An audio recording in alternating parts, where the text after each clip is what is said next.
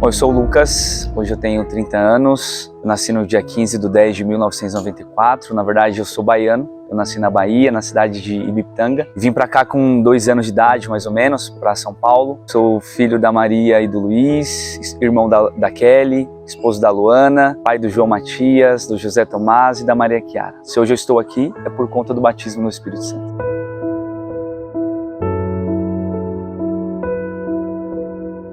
Quando eu vim para São Paulo, eu fui participar da comunidade Nossa Senhora das Graças. Lá um dia foi chamado para ser coroinha, mas eu nem imaginava o que era ser coroinha. Para mim, ser coroinha era alguém que coroava Nossa Senhora. E aí depois que eu fui descobrir que era de fato alguém que serviu o altar, então eu comecei bem jovem. Passando alguns anos eu fui cerimoniário, depois eu comecei a coordenar os coroinhas, coordenar os cerimoniários. Eu conheci o Lucas no ano 2006, 2007, quando ele era coroinha. E o meu filho entrou também para o Ministério de Coroinha. Nisso eles formaram uma grande amizade. O Lucas, para mim, ele é como um filho. Teve um retiro para os coroinhas da paróquia, no qual quem estava organizando não pôde ir, e o Lucas meio que tomou a frente. Tinha outras pessoas envolvidas, adultas, bem experientes, mas o Lucas, ele como coordenador, tomou a frente desse retiro. Eu vi um grande ministério que ele teria para frente. E eu falei para ele: filho, nunca saia da presença de Deus. Você é um menino de Deus, persista nisso, nunca saia da presença dele. Porque ele tem grandes coisas para fazer na sua vida e ele quer te levar muito longe, a levar a palavra dele. Eu vejo o ministério do Lucas hoje floriu e eu sou muito grata a Deus por ser testemunha dessa caminhada dele. De 16 para 17 ali eu já comecei a usar algumas drogas e a beber muito. Eu comecei com narguilé, um tempo depois em um dos narguilés tinha maconha, e aí eu comecei a fumar maconha, e eu comecei a baforar lança-perfume, e aí eu comecei a produzir lança-perfume, e as coisas foram ficando assim cada vez piores. Eu via nos baile funks assim um meio de não somente curtir, mas de ganhar dinheiro com isso. Então aí eu comecei a produzir baile funk também, e aí eu comecei a virar empresário de MC, comecei a fazer baile funk, então eu ganhava dinheiro com funk, eu ganhava dinheiro com MC, eu ganhava dinheiro com a droga que entrava. Comecei a viver assim de uma maneira muito profunda as realidades do mundo, As amizades, elas influenciam, lógico que a decisão é sua, mas o meio que você convive influencia o que você faz. Tudo isso era conforto, era legal, era bacana, você tinha pessoas, tinha mulheres, tinha fama, e isso era bacana por alguns instantes, Mas no outro dia, ou assim que acabava o efeito da droga, você já se via num clima de o que eu fiz? Eu preciso de mais, talvez, para suprir essa necessidade que eu tô sentindo agora. Eu tava retornando de um baile funk e naquele dia eu ia matar um cara.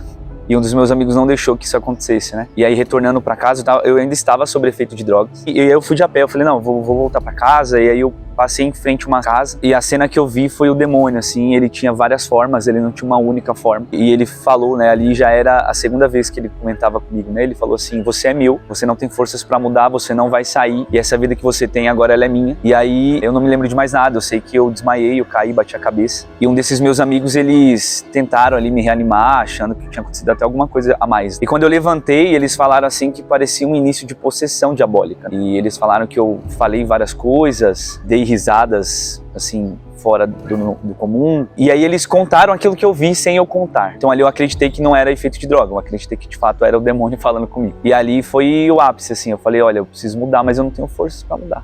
Falei, olha, eu não consigo, eu não sei nem o que fazer, eu não posso ter uma vida dessa, E ali passou uma cena dos meus pais, a educação que eu tive dos meus pais, uma boa educação e o que eu tô fazendo, onde eu tô colocando o nome da minha família. Mas eu não tinha forças para sair, porque as drogas, o mundo, o funk, o nome, eu tinha tudo. Então eu entrava em qualquer lugar. Então isso era muito difícil deixar, Conquista é muito fácil.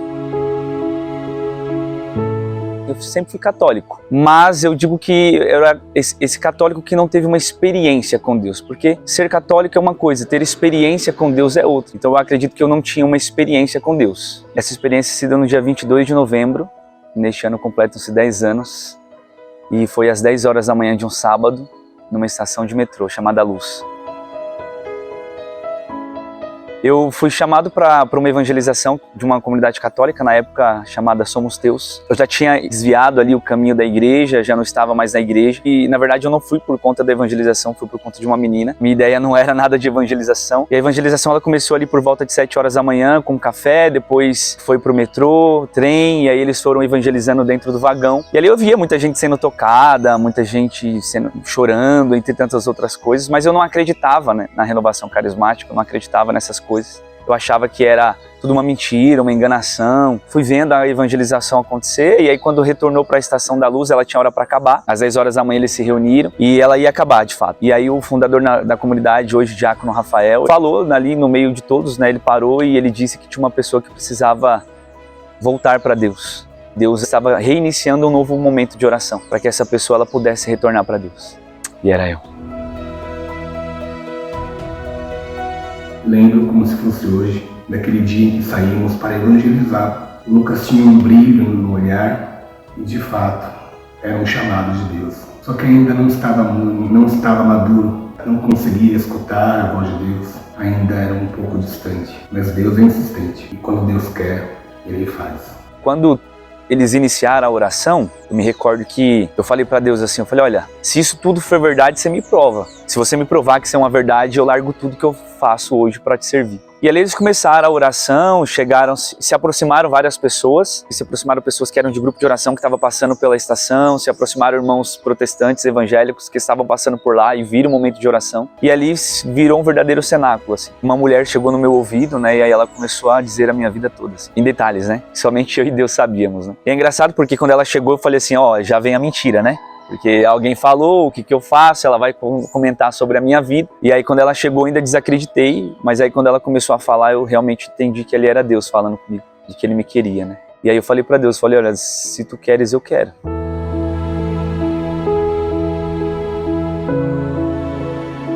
Ali eu senti que Deus me amava independente do que eu fiz, do que eu fazia, que Ele me queria de volta. E me recordo que eu falava assim para Ele, né, eu falava assim, mas por que você me quer?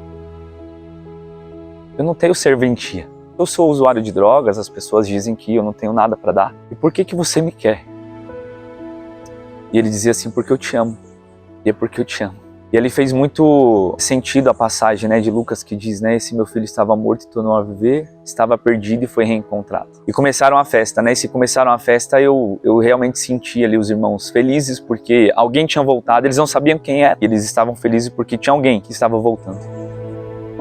E aí depois de 1 ano e meio, 2 que eu retornei para a igreja, a comunidade começou a discernir e viu que eu poderia talvez contribuir na formação da comunidade. Eu não me via pregador, não me via formador, nada disso. Embora quando eu tinha 16 para 17 anos, eu já estava nesse mundo de drogas, uma irmã de um grupo de oração, ela havia profetizado assim para mim na rua que eu seria pregador. E aí eu falei, bom, eu nem leio Bíblia, eu nem frequento mais a igreja direito, então eu não acreditava nisso. E aí eu iniciei os ministérios, fui começando a estudar os documentos da comunidade, eu fui começando a formar os irmãos da comunidade, e aí quando eu vim, de fato, para a renovação enquanto movimento eclesial, eu já vim como pregador. E aí foi começando, assim, como renovação carismática católica, dentro do grupo de oração. Comecei a rezar, a estudar o tratado, e eu me consagrei no dia 16 de julho, uma missa como o Senhor Jonas, a Bíblia, lá na Canção Nova. Nossa amizade, a Mãe de Jesus, se apresenta de forma muito íntima, porque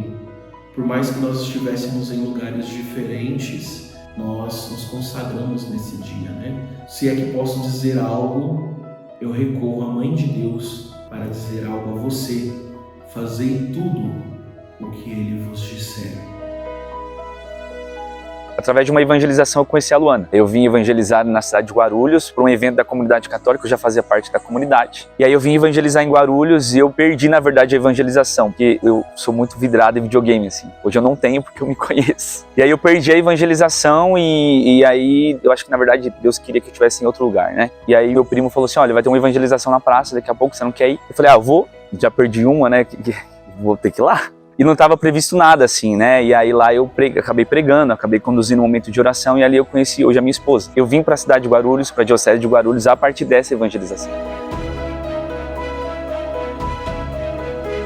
Então hoje eu prego, sou formador, ministro da Eucaristia, ministro da Palavra, participo da paróquia Santa Rosa de Lima, na Forania Rosário, no Recreio São Jorge. Já fiz missão fora do estado, eu já fiz missão em televisão. Alguns momentos foram bem marcantes assim para mim, né? A primeira vez que eu preguei fora, em Alagoas, no Reavivai, onde eu sempre tive um desejo de pregar aqui em Guarulhos. Também tive a experiência de testemunhar na Canção Nova, né, no PHN, e foi interessante porque neste dia eu pude entrar ali onde o servo de Deus, Padre Léo, onde o Monsenhor, entre tantos outros, se conversam, brincam antes das suas pregações, e aquele momento para mim foi surreal. Mas as minhas maiores missões são aquelas que eu realizo no dia a dia, onde ninguém vê, onde não tem câmera, onde não tem microfone, onde é só eu e a pessoa. Na minha profissão, eu sou professor, então eu tento trazer para dentro dessa realidade de sala de aula, eu tento trazer para dentro dessa realidade de escola, salvar almas. Eu nunca olho para o aluno apenas como um aluno ou como um cliente.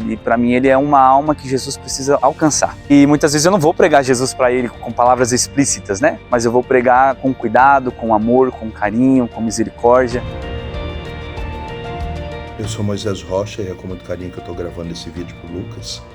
A vida espiritual ela é feita de ciclos e etapas. Celebrar 10 anos de batismo no Espírito é fechar um ciclo e já visualizar um novo ciclo e uma nova etapa. Eu desejo que você seja muito mais do que aquilo que você já caminhou até aqui. Deus tem a alegria, de São Paulo aos Filipenses, de dar acabamento na obra que Ele começou. Você ainda é uma obra inacabada.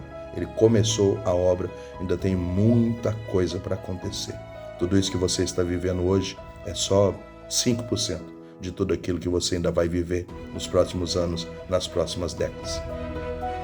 Esse mundo é muito ilusório. A gente busca na bebida, nas drogas, na comida, em mulher, em homem, em pai, em mãe, entre tantas outras coisas. A gente busca se satisfazer, busca ser feliz, mas nós não seremos felizes. Porque a felicidade só está em Jesus. Eu tinha tudo, eu tinha dinheiro, eu tinha casa, eu tinha mulher, eu tinha droga, eu entrava onde eu queria, eu acessava muitos lugares, mas eu nunca estava feliz. Então eu sempre buscava uma felicidade e ela era sempre passageira, né? Eu achava que era feliz, até o efeito da droga passar, até mais uma menina vir e até mais um novo amigo chegar. Eu nunca fui satisfeito, eu sempre buscava mais. Já puxaram um gatilho de uma arma, a bala não saiu, Deus já me preveniu de doenças sexualmente transmissíveis. Não vale a pena. Tem dois lugares, ou você vai morrer e você não vai ter um encontro pessoal, ou você pode ter uma nova oportunidade e retornar para Deus e ser feliz. Hoje eu não me arrependo de nada do que eu deixei para ser o que eu sou hoje, para estar onde eu estou. Eu vejo Lucas como uma promessa de Deus que está se cumprindo e se realizando dia a dia. Rezo a Deus que continue mantendo o seu chamado para o louvor do seu nome, para a alegria da igreja, para a salvação dos homens. Meu querido irmão, você é para mim um grande exemplo de intimidade com Deus, de testemunho pregado e anunciado, de filiação e entrega profunda e íntima à Mãe de Jesus. Lucas é meu afilhado de crisma, tornou-se para mim um filho espiritual e um filho da alma e do coração. A partir desse momento, nunca mais nos separamos. Passamos por muitos momentos difíceis. Minha crise vocacional, ele também passou por algumas dificuldades, porém sempre um estava ao lado do outro. Uma experiência bonita que passei com o Lucas é que um determinado dia, em uma missão, quando eu cheguei em casa no seminário, abrindo minha maleta, tinha uma carta do Lucas que dizia para mim: quando eu crescer, eu quero ser igual ao Senhor. E hoje o que me alegra é que o Lucas caminha pelos mesmos caminhos que eu trilhei. Ensinei o Lucas muitas coisas na vida e hoje ele é um homem, um pai de família, um educador, uma pessoa que vive uma experiência religiosa de forma mística e ao mesmo tempo admirável. Lucas, você é um grande amigo, uma grande inspiração, inclusive para o meu ministério de pregação também. Fico muito feliz de ver você celebrar esses 10 anos. A sua vida ensina que vale a pena a gente investir na evangelização do jovem, evangelizar a juventude e ir atrás mesmo de todos. A gente se conheceu no Ministério Jovem, eu me inspiro muito na sua vida e desejo muitas felicidades para você e para sua família. Eu tenho visto visto quanto o Lucas tem crescido na fé, o quanto o Lucas tem se amadurecido na sua caminhada. E é bom quando a gente vê o crescimento do nosso irmão. E a gente sabe que isso só é possível através do batismo com o Espírito Santo de Deus. Porque tudo que o Espírito Santo de Deus toca, ele transforma. Somente o Espírito Santo de Deus é capaz de transformar a vida do homem. E o Lucas, ele é especial pra gente, né? É um irmão de Deus, um presente de Deus. Tem sido muito gratificante ter a presença do Lucas em nosso meio. O Lucas é um homem sensato, um homem honesto, um homem trabalhador. É um presente de Deus para as nossas vidas por esse tempo que convivemos juntos.